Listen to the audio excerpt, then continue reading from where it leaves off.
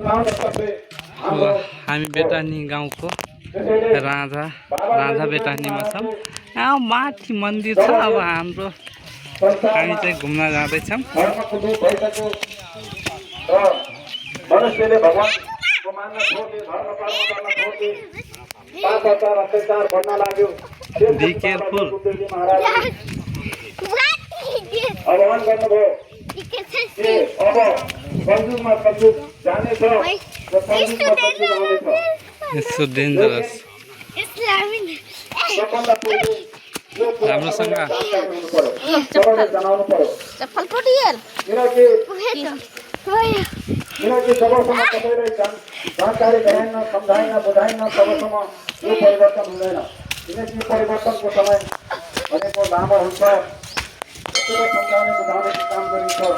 त्यसपछि बाबा यो कैसे कैसे मैं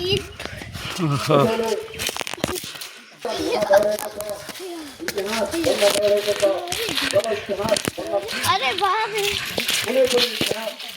वाह शेयर गिरी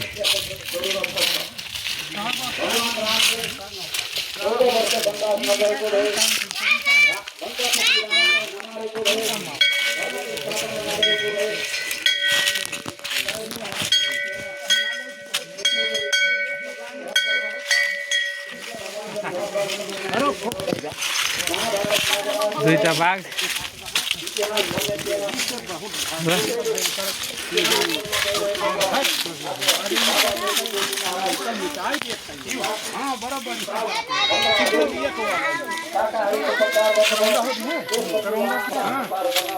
ल फाइनली हामी मन्दिरमा आइसकेका छौँ।